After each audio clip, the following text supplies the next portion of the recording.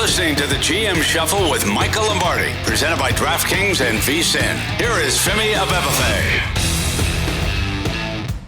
What's up, everybody? Fresh episode of the GM Shuffle on your Monday, 10 days out from the NFL Draft. I'm Ben Wilson, once again in for Femi. Femi will be back with us on Thursday, Michael. He needed a couple more Mai Tais in the system on honeymoon before he could return. But honestly, short honeymoon going to be for Femi, Michael, because he's got to get back and get prepared for the NFL Draft. So we're all excited here, at least in the sports ecosystem, at least out here in Vegas, where finally the meaningless 82-game NBA regular season is done, and we're 10 days out here from NFL Draft stuff. So excited to be back with you. Yeah, what was Femi thinking getting married in April? Didn't he know the draft was coming up? I mean, seriously, he needed to have a little better planning, but, we hope he had a good time. Yeah, this next 10 days are the most fascinating about the draft because, up until Thursday, then the teams can bring players in, and we'll start to see some of these kids come in, and everybody's board is pretty much set. I'm sure there's a lot of conversations going on, but I think this week is probably, and the next 3 days of next week are more phone conversations between teams. Who do you like? Who don't you like? Kind of everybody's exchanging information on every single level, scouts to scout, personnel directors to personnel directors. So there'll be a lot of movement going on in terms of the draft mockers changing their grades and boards. Yeah, and we'll go through some of the latest headlines here, as well as some of the signings that have taken place over the last couple of days. I think the big thing, just as far as the draft, as much as we have the order set, and we've known that for some time, there could be some moving and shaking, and it's not due to any trades, but this whole tampering thing here with Atlanta, where it was pretty obvious that, go behind the scenes here. They were talking to Kirk Cousins before the legal window opened, and it sounds like the NFL will punish them. Could it be as simple as swapping picks where Atlanta and Minnesota could flip 8th and 11th and you could see Minnesota move up 3 spots, Michael? What's your thought here, and what are you hearing on how that whole thing is going to play out, since it has to be decided before the draft comes up here? So we'll know in the next week or so. So the 8th pick is worth 1,400 points, Ben, and the 11th pick is worth 1,250. Okay, so there's a disparity of 150 points, and that would be somewhere in the third round.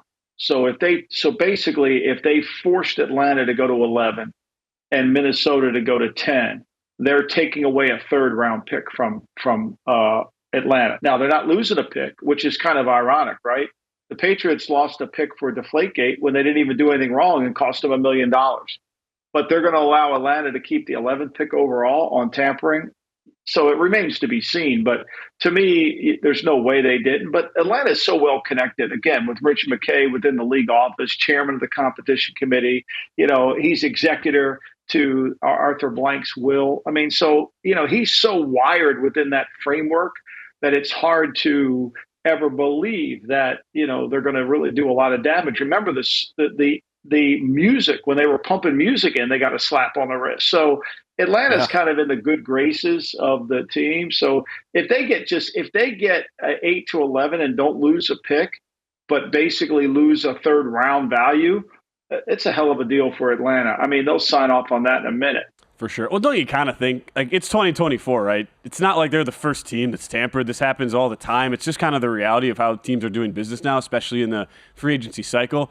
Don't you think part of that, I'm sure Atlanta was looking at this and going, okay, look, if we have to go from 8th to 11th, do we really care if we happen to get caught here in the grand scheme of things? Because it's not like this is some unknown thing that teams are trying to navigate around. Like, everybody does it. Right. But here's the thing. I don't know why Minnesota's the beneficiary of this, right?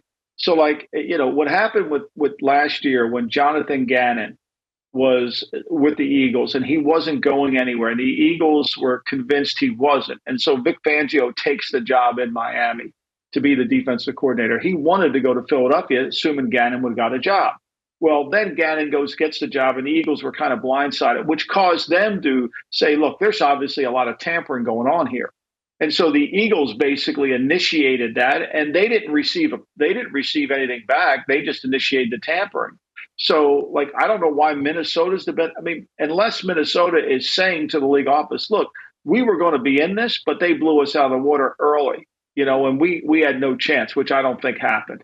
But if Minnesota benefits and get up to 8, now we're talking about they're within striking distance, or they could just stay wherever the hell they are if they like the quarterbacks, where they indicate that they like a couple of them in the draft. We'll see. Yeah, that's a really interesting way to phrase it, too, because, yes, general perception, even though Minnesota was the early favorite to re-sign Kirk Cousins, it quickly became apparent that they were not going to be in the final sweepstakes for him, and it now goes into their draft. The GM, I'll say his name so you don't have to, Michael. Kwesi Adofo-Mensah. Mensa. I got the Mensa part. You got the Mensa part. You're going to have a field day with all these names, by the way. Oh, my God. It's so bad. I need a manual. I mean, McAfee, when I was on a show the other day, said, it's like I got, it's like I can't say it. I think it must be because I'm deaf in one ear. I guess I can't hear the pronunciation correct. I'll blame it on that. I'll pull the Brendan Chambly and blame it on something other than myself. I mean, nobody can do it better than he can. Every time I watched him in the Masters, Ben, he's bitching about the club, the grass. It's like it's everybody's fault but his own. So Brandel Chambly catching strays. Bryson DeChambeau. Bryson's the guy you don't like, yeah. Brandel's just the Golf Channel analyst who gets ripped on all the time. I'm sorry, I get him confused. No, okay. Bryson DeChambeau, right? That's who I was pissed off about. If poor Brandel's listening, he's just like catching strays here on a Monday. He's like, it's Bryson, it's not me. No, it's all good. So Kwesi Adofo-Mensah, that's who we're talking about, Vikings GM. Here was his quote. It's not just getting the quarterback right, it's getting the quarterback right and the team around it. I don't think you want to necessarily go take these huge swings and not be able to build a team around them. As again, Minnesota right now sits 11th. They could be 8th by the time we sit here next Monday, next Thursday going into the draft. What does that tell you about where they're actually going to be planning things as we get closer to the draft? Well, I've been really impressed with his quotes and commentary. Mensah's done, like, he gets it. Like, you can see this is deeper than just we need a quarterback. He knows he needs a quarterback. But I think what he's really saying to everybody is we have to fix the quarterback, but we also need a good team around him. And we've been down this Kirk Cousins road, and it hasn't been very fruitful. And so, because he won't, he takes all the money and he limits your cap, and we had no team. And at the end of the day, you need a team to win a Super Bowl. So I've been really kind of impressed with him, and I think he understands value. I think one of the keys to a draft is understanding the horizontal board. Everybody just talks about the vertical board. Who's the best player at the position? Who's the best receiver? Yada, yada, yada. But that horizontal board is really, that's where Mensah is going to make his money. That's where he earns the money. That's where every GM in the league has to really come through and make a living on the horizontal board. Who is the better player? Is the left guard at Missouri better than the corner at Toledo? And I'm making shit up here, right? Yeah. So that decision has to be made by somebody. And that is the one that really becomes the most valuable thing you can do. And it comes back to team building. It comes back to understanding what you need to win in the National Football League, what kind of players you have to have. And I think ultimately, he just reading his quotes, I get that. Like, there's certain guys in the league, you read their quotes, you like them, you see what they say, and look, you can criticize some of the evaluations because we all make mistakes. I mean, none of us are perfect when it comes to the evaluations. However, the theory behind it and the thought process behind it is really what you're looking at. And I think, that to me is the most critical component of this. Yeah, no question. Well, it's also, think about the organization too for where Minnesota's at. I mean, they've never taken a quarterback in the top 10 in franchise history. They've never done this. The highest quarterback they've ever drafted, ironically, is in the same spot that they're in now. They were 11th overall, and they took Dante Culpepper. And the thinking here, yeah. And they got lucky with Culpepper. I mean, Culpepper kind of slipped in that draft, Right. I think if you go back, I don't think, there were quarterbacks picked ahead of them. So, look, they get Randall Cunningham off the scrap heap, right? I mean, they get, Rich Gannon, they drafted. They had a bunch of different players in there. And then Denny Green kind of got Randall and picked him up. So they've been able to get away with it. But I think ultimately, if you're going to build a sustainable organization, they have to do it. And if they get the 8th pick for what they ended up doing, basically they're getting a compensatory 3rd pick. It gives them an opportunity to be a little bit more flexible.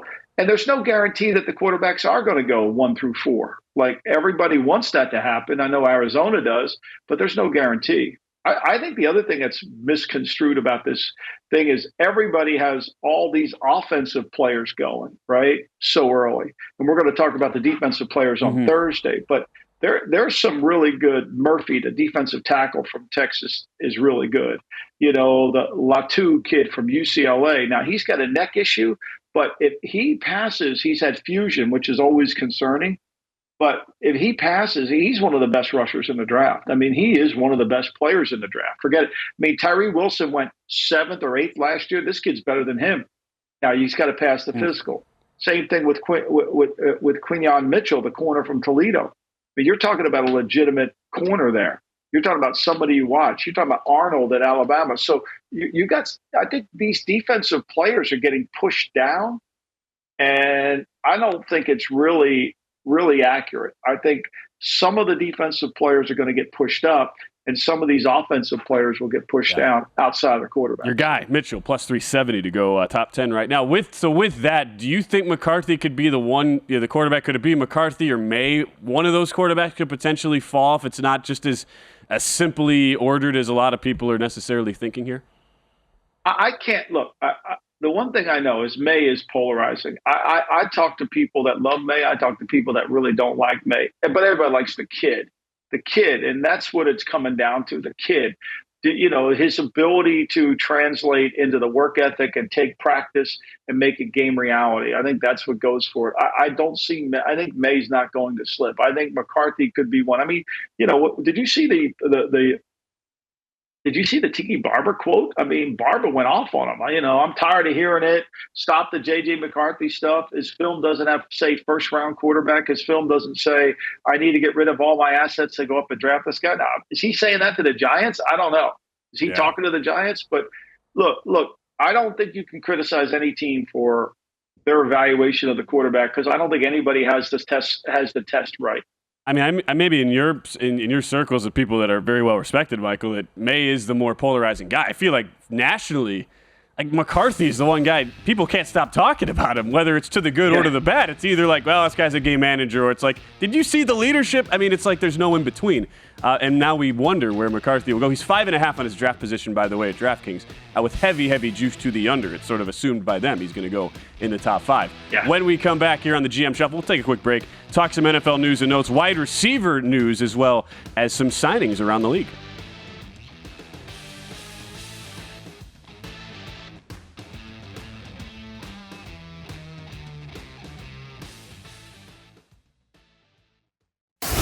You're listening to the GM Shuffle with Michael Lombardi, presented by DraftKings and VSiN. Here is Femi Abebefe. The GM Shuffle rolls on, and we're going to talk some wide receivers now, Michael. We just got some breaking news while we're actually recording here on another extension that just came down the line, which we'll talk about here in just a second out of Philly. But as much as I feel like the last couple of years, the whole offseason free agency discussion, it's been all about the running backs, and these guys just have no market. They're getting screwed time and again. But maybe wide receivers kind of like an underrated market here because you've got, Brandon Aiyuk. He's going into the 5th year of his rookie deal. He wants an extension. Doesn't seem like the Niners are going to budge. He just unfollowed them on social media. T. Higgins has requested a trade, but says he's probably going to come back. Very weird time right now for some of these wide receivers, even though you have the context of some guys like a Christian Kirk from a couple years ago getting really big money. It's crazy. Yeah, and look what Houston just did for Diggs. I mean, they gave Diggs $22.5 million on a one-year deal with no chance to get a compensatory. They just gave him $22 million and voided out the rest of his contract. I mean, this receiver market is really, I think if you're a personnel director, you really have to decide how you want to approach it. And I think ultimately Green Bay, they're 30th in the league in wide receiver spending. And I would say, you being a Packer fan, Ben, you got to say they have a good receiving corps. 100%. Like they really do a hell of a job with it, right? So like you can't I think Green Bay's position, and I know they get ripped for it because everybody wants them to draft Big Daddy. Big Daddy came by the house the other day, and what do you think in the draft? We're going to draft another defensive back, I bet. Well, I said, well, you could use that. The way we do it every year. Why would we draft a receiver? I'm like, Big Daddy, you got good receivers.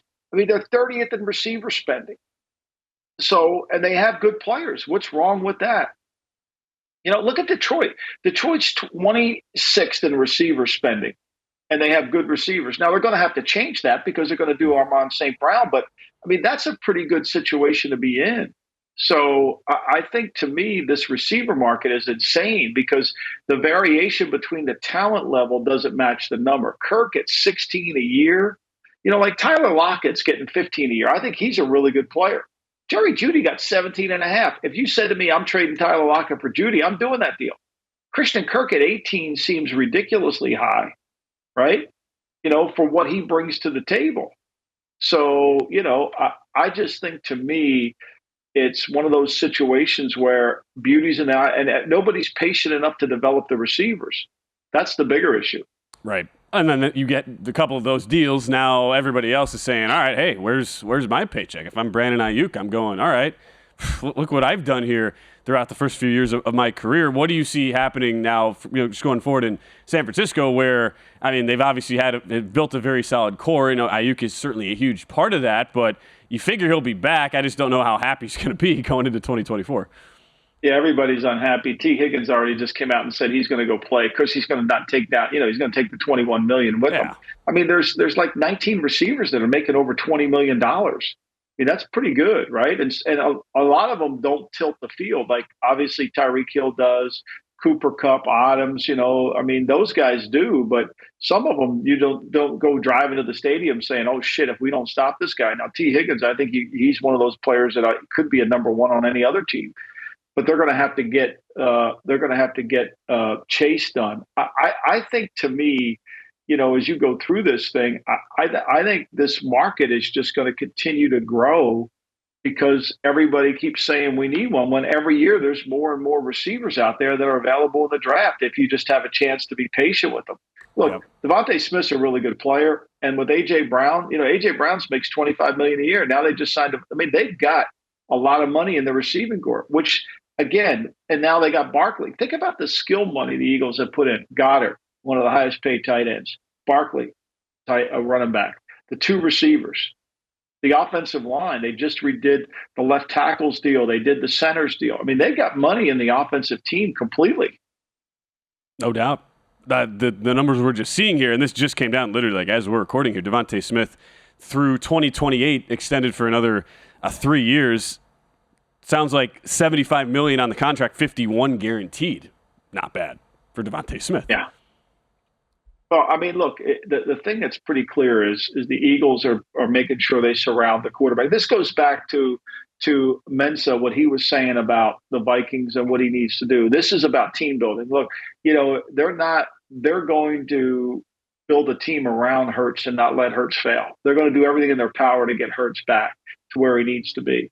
And they recognize that he can't just put the team on his shoulders and do it. I think, and that's probably the right thing to do. It's really about how do you construct the team around the quarterback. That's really what should be the question. It isn't that we draft Jayden Daniels and he solves all our problems. It's how do we build a team around Jayden Daniels? 100%. Well, it kind of goes back to, I remember the conversation we had. It was on Lombardi line. I felt so bad for the poor, I think it was a Patriots draft reporter, came on the show, and he was, it was kind of hilarious because he didn't realize, he wasn't aware of your disdain for the, last year the Pats potentially drafted a wide receiver first round. And he was like, I think they should draft a wide receiver. And you kind of went off. But you asked him a very valid question of, okay, well, how many like legitimate game-changing wide receivers do you think are in the league right now? And I think he responded like in the high teens to low 20s or something like that. And I think that's probably right, the perception now that a lot of people just think there are just so many great top-end, worth paying over 20 million guys out there. But the reality is it's probably, isn't it probably more like 10, a dozen max right now? Yeah, I mean, look, you Tyreek Hill. Like Keenan Allen just got paid. Keenan Allen's a really good player. He's a possession receiver, right? He's always in a crowd. He's going to convert the ball. You need a Keenan Allen on your team. The question you get to is how much do you want to pay Keenan Allen, and can you get a younger player to come in and be the Keenan Allen for your team, right? Can you find somebody in the second round? What the Packers been able to do, right? That, we draft Watson, we're going to replace him. And Rob Wolf made a living of this in Green Bay. Was able, if you can evaluate the receivers and you got somebody who could develop them, Pittsburgh's done a good job with this. I mean, he wanted to draft receiver in the first round. And I'm saying, look, Belichick's either going to draft offensive, defensive lineman or corner. He's going to draft somebody that could help his team in the front seven or, in the offensive line. Now, look, they didn't draft a tackle, but at the end of the day, they need a tackle. Like they need a tackle. Like they need a quarterback and a tackle. And I think if you're Elliott Wolf sitting there in New England, if you love the quarterback, that's great. Ideally, would you trade down and get a tackle? Because there's a lot of tackles in this draft that are good players that could be their starting left tackle. Now, would you do that, or would you go ahead and say, okay, but he's got to get a quarterback? I mean, that's the issue. He doesn't have a quarterback, and he's got no quarterback on the team other than Brissett, who could be the perfect placeholder for a young quarterback, which that makes me think if they draft May, they feel like they could develop May. He might not even play year one, but that might not matter for where some of the comments where New England has been at. You're right. They just need the development. They need to build the team around him too. So yeah, I'll be fascinated to see what happens here in this wide receiver conversation out over the next few months or so. And, with those guys that were tagged like Higgins, they've got till mid-July here to come to a resolution. But it sounds like Higgins is going to actually play. Not that we were ever expecting anything else there from Higgins in 2024. A couple other signings I'll throw at you just rapid fire. So outside of the wide receivers now, Michael, our producer, Elliot Bowman, he's a happy man this morning because we have an extension for DeForest Buckner, defensive lineman for the Indianapolis Colts. He's getting another 2 years, $46 million. And it really feels like, Indy, they're rolling back a lot of their personnel from last year. It's 10 guys they've signed to new deals here that were on the roster from last season. And so it now becomes a very interesting team, at least on the roster construction here on the defensive side. If they're able to get that part of the ball right, a lot of excitement there, potentially at least in Indy, along with the health of their quarterback. Well, I mean, look, it's all going to come down to two words, Gus Bradley. Can they play good enough defense when they have to? Last year they're 28th in yards allowed. They're 24th in points allowed. Teams could run the football on them fairly consistently, although the average per attempt was only 10th in the league. But, it's going to come down to Gus Bradley's scheme. He's going to have to be adaptive. Is he able to play chess? Is he able to get in a game and kind of attack? Again, I'm going to keep saying this until I'm blue in the face. It's really challenging in the National Football League to be a zone team and then play man-to-man. Like, there was a quote the other day about Stephon Gilmore, and we can get to this later, but Gilmore said, they were talking about, Gilmore thought it was ridiculous, like a lot of players have, that this dynasty thing that just gave Bill no credit. Like, he was like, obviously he wasn't involved. And he said, how hard it is for a team to play man-to-man all year and then play zone? Well, for Bill, if you play man-to-man, you can play zone because zone becomes man. But when you play nothing but zone and you have zone players, it's hard to become a man team. And so when you have to transition on downs where you need to get the ball back or you need to stop, you got to be really good at man-to-man. And that's where this Gus Bradley Seattle scheme that has been popular and it has had a great success in the National Football League is dying.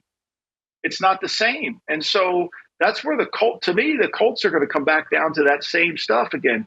Can they stop somebody? Can they play good defense when they need to? I think it certainly helps, right? First piece, you get a Buckner kid. You're going to be having him in a uniform now for the next couple of years. But it kind of goes into the whole thought of, like, they would get punched in the mouth so easily. And you kind of feel like the Colts should have the identity of more of like a physical, tougher-nosed team. And yet, how many times, where their line just getting moved back on the ball, and their pass defense numbers ended up much better in large part because of all the chunk rushing plays they were giving up on early downs. And I think it probably manifested more so than anything, right? The final game of the year where they kind of set themselves up into that, and all of a sudden Stroud and the Texans were just hitting them over the top like time and again, and that just kind of became the big issue. So I get why there will be a lot of buzz on the Colts because of Richardson coming back healthy with the flashes he showed in year one, but you are right. A lot of things to clean up, I mean, for sure. And you just wonder, now that the Bradley system has been it's gotten so much film on it and has been so adjusted to around the league, what is next for him? And are there some wrinkles that maybe he can add now in 24?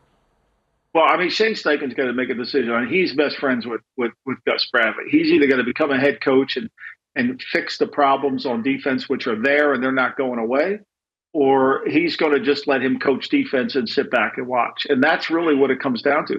Because all these moves the Colts have made, can work out if they diversify their portfolio. But if they stay with where they are defensively, and they're 25th in the league and giving up first downs. I mean, the whole concept is we're going to bend but don't break. We're going to play sound. We're going to fit to the run. It's the same thing in Chicago, right? Can we do this? Now, in a dome, to me, one of the most ridiculous things of all is a dome team that can't play run defense. Sure. Because crowd noise should help you play run defense. A small margin for error when you do that. That's all for our DraftKings portion of the show. Come back, though, on the rest of the podcast feed. We'll clean up, have some more topics to discuss on the GM Shuffle.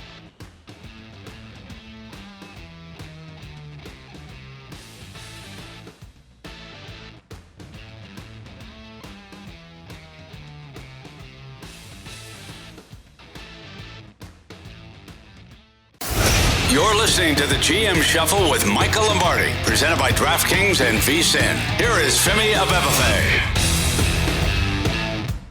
Oh, we're 10 days out now, Michael, from the NFL draft. I have to think we're in that time where we're going to start to see some very big odds shifting depending on news and leaks that comes out. And the one over the weekend here was on a very, a small Washington Commander-specific podcast. I say small. I mean, they've got a big following, but it's not, on NFL Live or not some national show. Adam Schefter comes on the show, and at the very end of it, basically, kind of while he's laughing, drops like a couple nuggets where he essentially closes his spot by saying, "Yeah, you guys can go ahead and get your Jayden Daniels jerseys there in Washington." Pretty a significant statement for Schefter to make here, and the betting market has moved as a result. Daniels was minus 160 to go number 2 overall to Washington. Now he's up to minus 230. I got to think, Michael, as we continue here over the next few days, that thing only continues to climb and maybe eventually gets like to the minus 500 or 1,000 range. Well, I definitely think he's the second best quarterback in the draft. And not necessarily saying he's perfect or clean, because none of them are. But I do think that. And look, you got to analyze. One of the things you got to do the next 10 days is evaluate the evaluator. Who's making the statements? Who's saying what they're saying? And Schefter, he knows he's on a Washington-specific podcast, but he also knows whatever he says can move the market. I mean, he's smart, but he knows things. He knows way more than he ever says, right? He knows way more. Some things he knows he has to hold on to until he gets permission to release it, or some things he has that he knows that he's not allowed to talk about until, a certain time period. And I'm sure he knows where Washington is leaning. He knows this. And so he doesn't want to say, as a report, Washington's picking, because remember now, the commissioner's telling everybody, don't give out picks, right? I mean, don't give out picks. So what Schefter did is a little bit like Woj does during the draft, which is, sure. How Woj is on Twitter saying this is going to happen, that's going to happen. And, but he couches it so nobody but I think it's the same thing here. He knows that Daniels is going to be 2, or he believes somebody has told him reliably in that building that Daniels is the pick. But they also told him, don't let it out. And so, kind of go around it. And so I think that's what it is. And that's why it moved the market. If Adam wasn't sure, then I think Adam would have couched it a lot differently. He would have said, hey, look, he would have easily said, hey, I'm not sure where they're going in this direction. But he's very careful of his word choice because he also knows that it's going to come back to him. And I think ultimately what he said was more than meets the eye. It's more there than anything. And I would be shocked if Daniels wasn't the pick. Right. And you think about the relationship, too, with Adam Peters, who's the new GM there for Washington, and Adam Schefter goes to have a relationship. It's not like you would think there's not going to be any false info given on that front. And also, if Schefter wanted to go out and tweet it on his own account, this line would be, like minus 10,000, probably just like Caleb Williams to go number 1 overall. But as you point out, that is sort of the reality of where we're at as far as news breaking with the draft. NFL doesn't want that to happen. They want this to be just the best reality show on earth as they continue their 365-day-a-year dominance. Yeah. I mean, I think all of us collectively have to be very careful about reacting to news. And I'm not saying some people don't have it, that don't have a national following like Adam does or Ian Rappaport, but I think you have to really evaluate the evaluator. Like, you got to know, there's one of the things you always want to do this time of the year is you got to figure out on your teams who's wired in the building. Like, for example, John McCain back in the day when Mike Hollaback was the general manager down at the Houston Oilers, McCain was wired in the building, right? Joel Bushbaum, God loved Joel Bushbaum to death, right? Joel Bushbaum knew everything the New England Patriots were going to do because he and Dick Steinberg were best friends. I mean, they were friends. I don't know if they were best friends, but they talked constantly.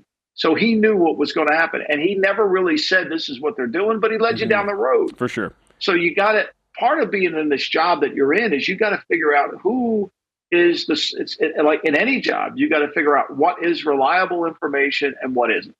I have to think. And I think ultimately that this next 10 days is the key to that. For sure. Reddit user 9189, pretty low on your list now after last. Yeah, I mean, I don't even know how to get to Reddit. I mean, first, I have no idea. You're saving yourself a lot of time by not being on. A lot of bettors, I'm sure, wish they didn't know what Reddit was after what happened last year, the whole Will Levis fiasco that started there. And a lot more of that to talk about here as we continue in the whole build-up 10 days out from where we're recording now to the NFL draft. A couple small things I wanted to throw at you before we wrap up.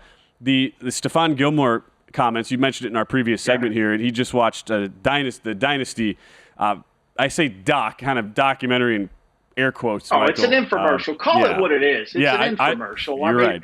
It can't be a documentary. Documentaries have balance. I mean, to think that, I listened to Ernie Adams on Julian Edelman's podcast. Ernie was great, and Ernie made the point, like, look, the Patriot defense held three teams that scored over 500 points to what? Like the Rams scored 17. The Rams in the second game scored 3. And, I think one other Super Bowl that they won, another team scored 5. I mean, so like to not give credit is it just takes away. If you want credit, don't be so overt with it, stand behind. I think that's all great leaders. So what Gilmore said, they're all, Vince Wilfork's the same way. He said the same thing too. Like that documentary is an infomercial. It really is. It's not a documentary. And that quote from Gilmore, if you missed it, just basically, saying what you would expect. Bill's the greatest coach I've ever been around. Don't let that fool you. And that was right after watching the Dynasty, which it's just a shame now that you get all these, because like so many of these docs now, it's just production companies who are basically owned by the direct subject of the doc. Like it totally tarnishes the word documentary. You're so right on that. I mean, it's just ridiculous. Yeah, well, it's what it is, and I love the fact that the players are coming out and supporting the greatest coach of all time. In Atlanta, they feel like they got Raheem Morris. They feel like they had better options there than him, which is fine. They have every right to. But when Rich McKay is so involved with the owner in terms of his place here on Earth and afterlife, then that never had a chance to happen. With you on that. How about the one of the main parts of the whole the doc as well, Tom Brady, who apparently is saying he gave the Michael Jordan cop. He's like, he was on a podcast that said he would pick up the phone if a quarterback needy team NFL called. Is this gonna be like our this decade's version of the Favre thing, where Favre was like 49 and he was like, I'd still maybe play. I'd sling it. I don't know. You can't own a team. I mean, it depends on how far this ownership with the Raiders is going. You can't own a team and play. I mean, so like, where's that going? Like, nobody followed up the question, right? How is this even possible? So, of course, it's going to make news because Brady's going to make news no matter what he says. So I'm really anxious to see Tom in the booth. I think Tom's going to be great. I know everybody loves Greg Olson and he did a great job and all that, but I think Tom is going to be dynamic in that booth. I'm really looking forward to listening to his commentary on the game, not because of the way he kind of has been processed and taught the game of football in the same vein that I have been taught. It's just that I think his perspective from the quarterbacking position, he sees so much, that when the game's over and things have happened, he can kind of enlighten the fans on things that they typically would have never been enlightened with. Sure. Yeah, no, it'll be, of all the analysts coming in, certainly no more spotlight will be on a guy than a Brady. I just wonder, like, with the way we've seen, say, guys at the end of their careers, like when Peyton basically, barely played early in the season, or you could tell his arm was dead, but he found some life toward the end of his last run with Denver. You think about how much interest teams still had in a Favre. If he can just give us like 5-6 weeks with the juice that's left in his arm. Like, I get why teams probably are thinking maybe there's a model of this where we just say, okay, we just need a guy for the home stretch. We want a guy with some life in his arm. We know he's got the decision making. Like, I get why people would say, hey, let's bring in a Brady from like week 13 on. He's smart enough to do it. It's just more a matter of, like, now that we've seen teams try to throw that idea out there, will it actually ever stick? And would Brady probably be the perfect guy to actually do it? It just seems a little far-fetched with the whole ownership piece right now. Right. And the fact that, look, if you go back to his time in Tampa with training camp, with OTAs and all that, It wasn't until like the fourth, the after Thanksgiving that the Bucs actually looked better.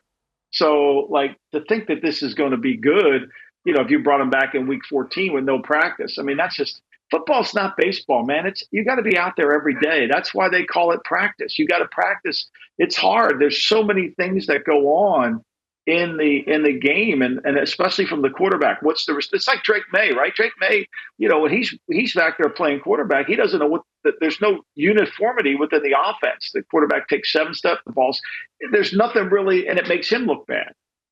And so football is a very, very practice-oriented game that requires time to get good. And to me, you just can't fly a guy in at 30,000 feet and say, take over the plane. I'm with you. It would be hilarious. People would lose their minds if Tom was calling the 1 p.m. Eastern Fox game and then was on a plane and playing in Sunday Night Football.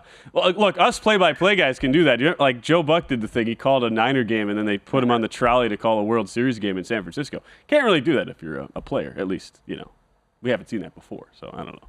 Anyway, it's hilarious anytime you get the Brady stuff coming in. I'm excited, though, just to see what happens. What's the one biggest thing you think could happen that we're not that is not on people's radars here over the next 7 to 8 days leading up to the draft? Well, I think it's going to be – we're going to start seeing a lot more of the defensive players start to move up the board. I think you're going to see more of the offensive linemen move up the board. I think that the conversation between Harrison and Neighbors is still one that's ongoing. I mean, I'm not saying – I think Harrison's a really good player. They're just different, right? They're just different kind of players. I think that is. And I think the biggest debate is going to be, is there going to be 5 quarterbacks picked in the first? Is there going to be 6? Does Nix go in the first? Does Penix have the medical to go in the first? Does he pass that? And I think all this act of desperation of teams moving up, it typically never happens because at the end of the day, when you study these drafts, most of these quarterbacks that we're talking about as being generational might not be. Right now, both Nix and Penix, they're at 32.5 on their draft position prop, and they're both shaded there to the over.